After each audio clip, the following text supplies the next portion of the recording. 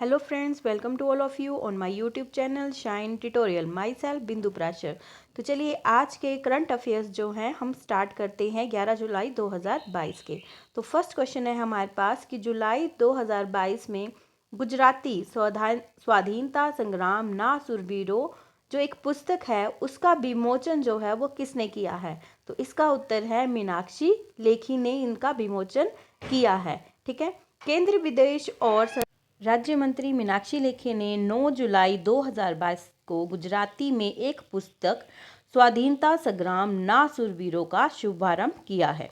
पुस्तक जो है 75 स्वतंत्रता सेनानियों का जश्न मनाती है और देश के लिए उनके द्वारा दिए गए बलिदानों की कहानियों को साझा करती है।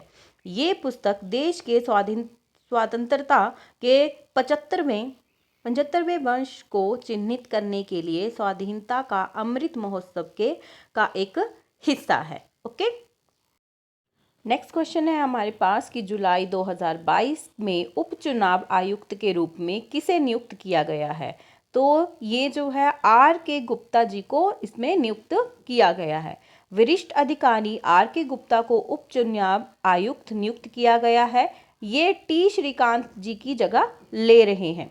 गुप्ता एक केंद्रीय सचिवालय सेवा CSS के अधिकारी हैं जो अपनी सेवानिवृत्ति की तारीख से 28 फरवरी 2023 तक उपचुनाव आयुक्त संयुक्त सचिव स्तर के रूप में काम करेंगे। हाल ही में कुछ नियुक्तियां हुई हैं, उनके ऊपर भी प्रकाश डालते हैं। SBI general insurance company limited ने 5 जुलाई से प्रभावी प्रबंध निदेशक और मुख्य कार्यकारी अधिकारी के रूप में परितोष त्रिपाठी की घोषणा की है। आरबीआई ने वेंकट नागेश्वर चलसानी को श्रेय इंफ्रास्ट्रक्चर फाइनेंस SIFL और श्रेय इक्विपमेंट फाइनेंस की सलाहकार समिति के सदस्य के रूप में नियुक्त किया है। Sindhu Gangadharan senior vice president और MD SAP लैब इंडिया और हेड SAP यूजर इनेबलमेंट को सीमेंस इंडिया बोर्ड में एक स्वतंत्र निदेशक के रूप में नियुक्त किया है। ओके, नेक्स्ट क्वेश्चन है हमारे पास क्वेश्चन नंबर 3। सदियों पुरानी 7 दिवसीय रंगीन खर्ची पूजा जो है जुलाई 2022 में किस राज्य में शुरू हुई। ठीक है, तो त्रिपुरा के अंदर ये शुरू हुई है। सदियों पुरानी 7 दिवसीय रंगीन खार्ची पूजा त्रिपुरा में जुलाई 2022 में शुरू हुई थी। वार्षिक खार्ची पूजा जो है और त्योहार नश्वर आत्माओं के पापों को शुद्ध करने के लिए है। त्योहार में 14 देवता शिव, दुर्गा, विष्णु, लक्ष्मी, सरस्वती, कार्तिक, गणेश, ब्रह्मा, अवधि यानी जल के देवता, चंद्र, गंगा, अग्नि, कामदेव और हिमाद्री यानी हिमालय शामिल हैं। नेक्स्ट क्वेश्चन है हमारे पास, कौन सा राज्य 27 सितंबर से 10 अक्टूबर 2022 के बीच 36वें यानी 36वें राष्ट्रीय खेलों की मेजबानी करेगा। तो वो करेगा गुजरात। गुजरात इतिहास के समय के लिए 27 सितंबर से 10 अक्टूबर 2022 के बीच में 36वें राष्ट्रीय खेलों की मेजबानी करेगा। प्रतिष्ठित कार्यक्रम 7 साल के अंतराल के बाद जो है वो आयोजित किया जा रहा है। आखिरी बार ये कार्यक्रम जो था 2015 में केरल में आयोजित किया गया था। राष्ट्रीय खेलों में 34वें से अधिक खेलें विधाएं होंगी जो 6 शहरों में आयोजित की जाएंगी। गुजरात का हम जो है वो थोड़ा बहुत देख लेते हैं। गुजरात के जो मुख्यमंत्री हैं भूपेंद्र पटेल हैं और राज्यपाल जो हैं गुजरात के वो हैं आचार्य देवव्रत। ठीक है, जिलों की संख्या है 33। नेक्स्ट क्वेश्चन है हमारे पास, राष्ट्रीय मछली किसान दिवस हर साल कब मनाया जाता है। तो ये मनाया जाता है 10 जुलाई को। राष्ट्रीय मछली किसान दिवस हर साल 10 जुलाई को मनाया जाता है। ये देश में पहली बार ओडिशा के अंगुल में 10 जुलाई 1957 को प्रमुख कार्यों के सफल प्रेरित प्रजनन को प्राप्त करने में उनके योगदान के लिए डॉक्टर हीरालाल चौधरी और उनके सहयोगी अली कुन्ही को याद करता है। ये प्रमुख कार्प के प्रजनन में कार्प पिट्यूटरी हार्मोन निकालने के प्रशासन के माध्यम से किया गया था। नेक्स्ट क्वेश्चन है हमारे पास, जुलाई 2022 में दिल्ली के विज्ञान भवन में भारत की पहली artificial intelligence in defence AIDEF संगोष्ठी और प्रदर्शनी का शुभ आरंभ कौन करेगा? तो वो करेंगे राजनाथ सिंह। रक्षा मंत्री राजनाथ सिंह 11 जुलाई 2022 को दिल्ली के विज्ञान भवन में भारत की पहली artificial intelligence in defence AIDF की संगोष्ठी और प्रदर्शनी का शुभारंभ करेंगे। इसका आयोजन रक्षा उत्पादन विभाग, रक्षा मंत्रालय द्वारा किया जाएगा। इस आयोजन के दौरान 75 नव विकसित AI उत्पादों और प्रौद्योगिकों रक्षा के अनुप्रयोगों को लॉन्च किया जाएगा। नेक्स्ट क्वेश्चन है हमारे पास, जुलाई 2022 में विंबलडन एकल खिताब किसने जीता है? तो ये जीता है एलिना रिबाकिना ने। कजाकिस्तान की एलिना रिबाकिना ने 9 जुलाई 2022 को 3-6, 6-2, 6-2 से विंबलडन एकल खिताब जीतने के लिए ट्यूनीशिया के ओंस जोब्योर को हराया है। Elena grand slam singles championship जीतने वाली कजाकिस्तान की पहली टेनिस खिलाड़ी बन गई।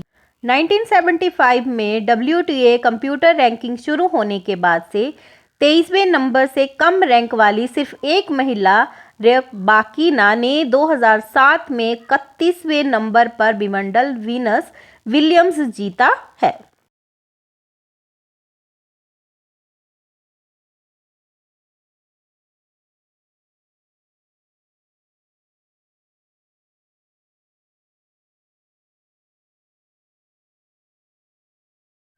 एक टेस्ट क्रिकेट मैच में एक ओवर में सबसे अधिक रन बनाए। 2 भारतीय मुक्केबाज मनीषा मौन ने 57 किलोग्राम और परवीन हुड्डा ने 63 किलोग्राम वर्ग में IBA महिला विश्व मुक्केबाज चैंपियनशिप में कांस्य पदक जीता है।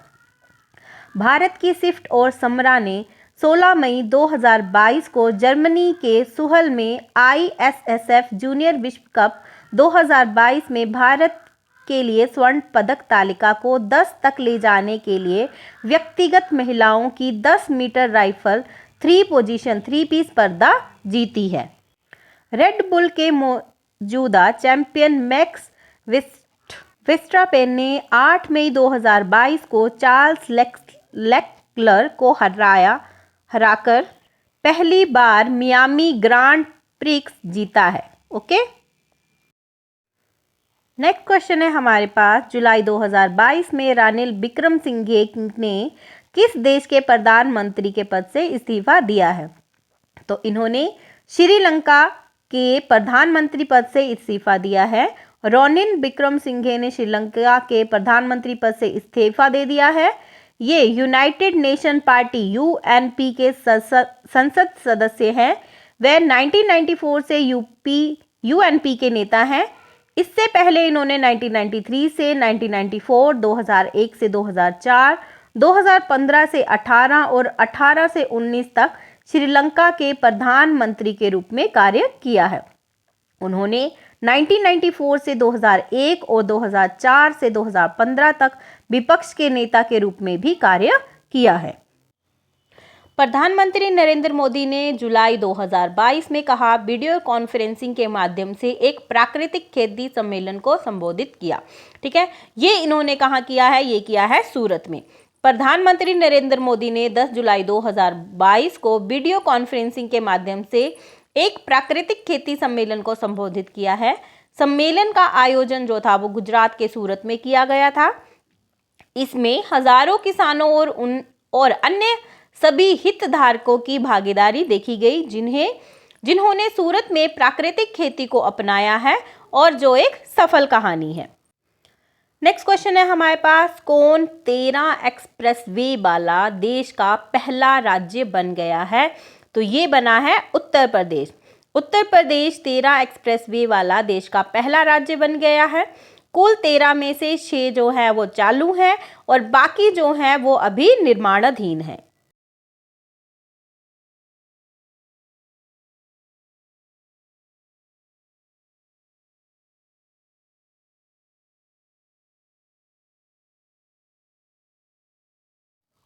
एक्सप्रेसवे का उद्घाटन करेंगे जो बुंदेलखंड को दिल्ली से जोड़ेगा। साथ ही 594 किलोमीटर लंबे गंगा एक्सप्रेसवे का शिलान्यास पीएम मोदी ने किया है। ठीक है, अब उत्तर प्रदेश के बारे में कुछ बातें जो हैं हम जान लेते हैं। इनके मुख्यमंत्री योगी आदित्यनाथ जी हैं, राज्यपाल जो है आनंदीबेन पटेल हैं।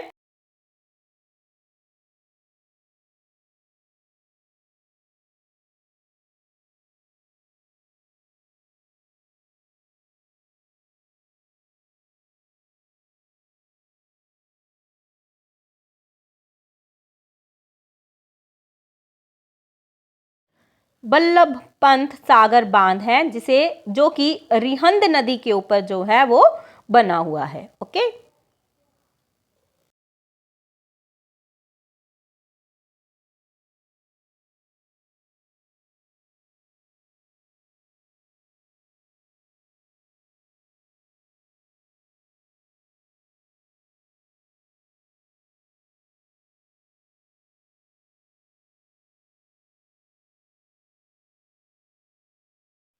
में अपनी ही तरह का पहला है जिसका उद्देश्य सरकारी और निजी स्वास्थ्य देखभाल प्रदाताओं के माध्यम से गुणवत्तापूर्ण और सस्ती स्वास्थ्य देखभाल सेवाओं के लिए प्रतिबद्ध है। नेक्स्ट क्वेश्चन है हमारे पास, हाल ही में किस मंत्री ने स्वनिधि महोत्सव का शुभारंभ किया है? तो इसका शुभारंभ जो है हरदीप सिंह पुरी जी ने किया है। प्रधानमंत्री स्ट्रीट वेंडर की आत्मनिर्भर निधि पीएम स्वनिधि योजना की दूसरी वर्षगांठ के अवसर पर आवास और शहरी मामलों के मंत्री हरदीप सिंह पुरी ने स्वनिधि महोत्सव का शुभारंभ किया, जो 9 से 31 जुलाई तक जो है वो मनाया जाएगा। नेक्स्ट क्वेश्चन है हमारे पास, भारतीय वायुसेना ने किस बैंक के साथ पीएनबी रक्षक प्लस योजना के लिए समझौता ज्ञापन पर हस्ताक्षर किए हैं? तो उन्होंने पंजाब नेशनल बैंक के साथ जो है समझौता ज्ञापन पर हस्ताक्षर किए हैं। सार्वजनिक क्षेत्र में के bank Punjab national bank PNB ने अपनी प्रमुख योजना पीएनबी रक्षक योजना के तहत भारतीय वायुसेना आईएएफ के साथ एक समझौता ज्ञापन एमओयू पर हस्ताक्षर किए हैं।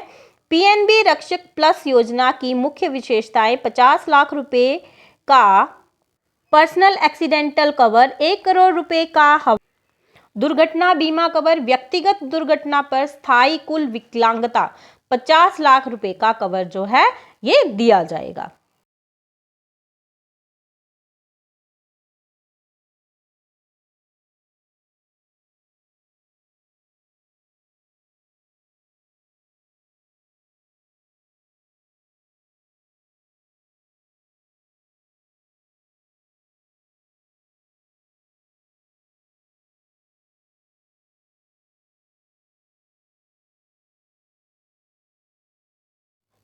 पीसी कांडपाल का स्थान लिया है, जिन्हें भारतीय स्टेट बैंक एसबीआई के कॉरपोरेट सेंटर में उप प्रबंध निदेशक डीएमडी पीडीएफआरआई के रूप में तैनात किया गया है। ओके, नेक्स्ट क्वेश्चन है, किस राज्य की मानगढ़ पहाड़ी और राष्ट्रीय महत्व का स्मारक घोषित किया गया है? तो वो किया गया है राजस्थान को। राष्ट्रीय स्मारक प्राधिकरण के अध्यक्ष श्री तरुण विजय के नेतृत्व में राष्ट्रीय स्मारक प्राधिकरण की एक टीम ने आज़ादी का अमृत महोत्सव के वर्ष में राजस्थान में मानगढ़ पहाड़ी को राष्ट्रीय महत्व का स्मारक घोषित करने की एक रिपोर्ट प्रस्तुत की है। इस रिपोर्ट में मानगढ़ पहाड़ी और राष्ट्रीय स्मारक प्राधिकरण की सिफारिशों के बारे में प्रासंगिक विवरण है। नेक्स्ट क्वेश्चन है, किस इंश्योरेंस कंपनी के द्वारा साइबर वोल्टेज बीमा योजना शुरू की गई है? तो ये की गई है एसबीआई जनरल इंश्योरेंस के द्वारा। एसबीआई जनरल इंश्योरेंस ने साइबर वोल्टेज बीमा योजना शुरू की है, जो व्यक्तियों के लिए एक व्यापक साइबर बीमा कवर है, जो साइबर जोखिमों और हमलों से होने वाले वित्तीय नुकसान से सुरक्षा प्रदान करती है। ठीक है, तो आज के लिए इतना ही। फिर नए जो क्वेश्चन के साथ आपके साथ फिर मुलाकात होगी। तब तक के लिए good bye and thank you. Please मेरे चैनल को लाइक, शेयर और सब्सक्राइब ज़रूर करें। Good bye.